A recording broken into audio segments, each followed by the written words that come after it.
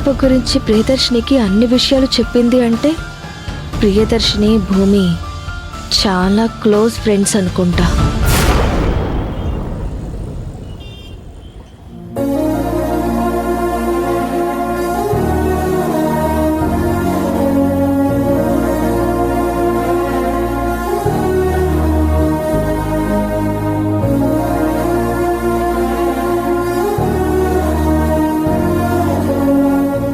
ఏమైంది డాక్టర్?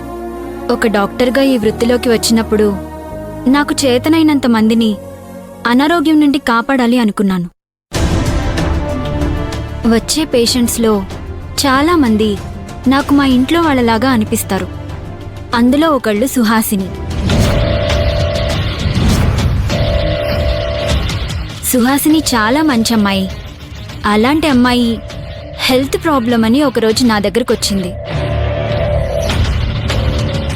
కొన్ని blood test reports చూసి నార్మల్ ప్రాబ్లంలే, త్వరగానే తగ్గిపోతుంది అనుకున్నాను.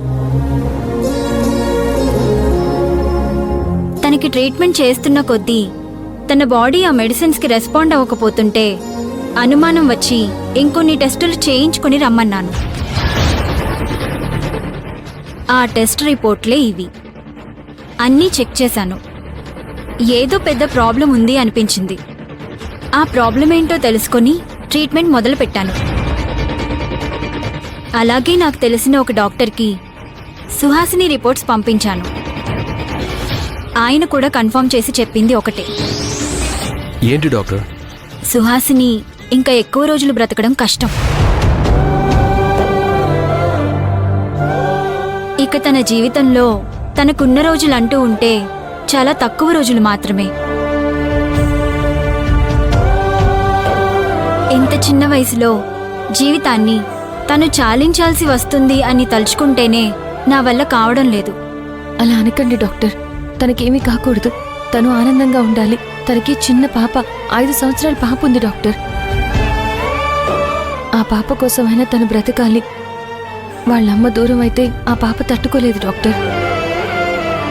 అలాగే ఆ పాపని వదిలి తను దూరంగా వెళ్ళిపోతాను అని తెలిసినా మరుక్షణమే సుహాసిని గారి గుండె ఆగిపోతుంది డాక్టర్. కాబట్టి ప్లీజ్ ఈ విషయం మీరు సుహాసిని గారి దగ్గర దాచండి. అలాగే ఎంత ఖర్చైనా పర్వాలేదు, మేం చూసుకుంటాం.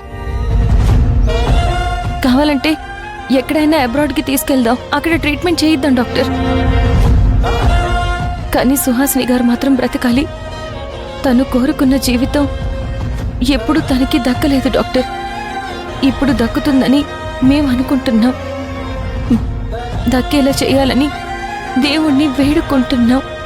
ఆ క్రమంలోనే పాపని తండ్రి ప్రేమకి దగ్గర చేస్తున్నాం. ఇలాంటి టైంలో తను బ్రతకదు అంటే మాకేం మాట్లాడాలో కూడా అర్థం కావడం లేదు డాక్టర్. ప్లీజ్ ఫారెన్లో అయినా సరే, ఎక్కడైనా సరే ది బెస్ట్ డాక్టర్ని చూడండి. అక్కడికి మనం తీసుకువెళ్ళి చూపిద్దాం.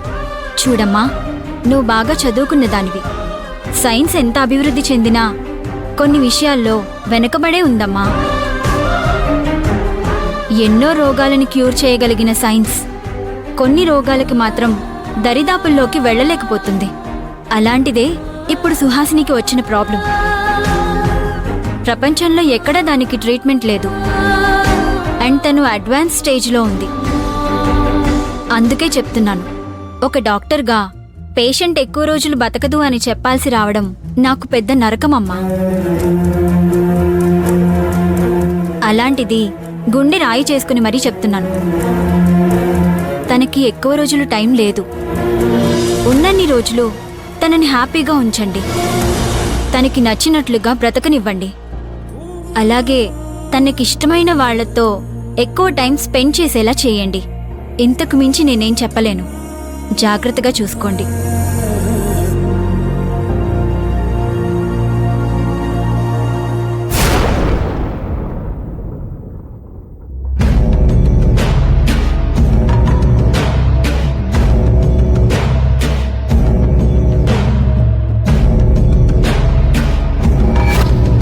పాపకి బూస్టర్ 2 వేశారండి.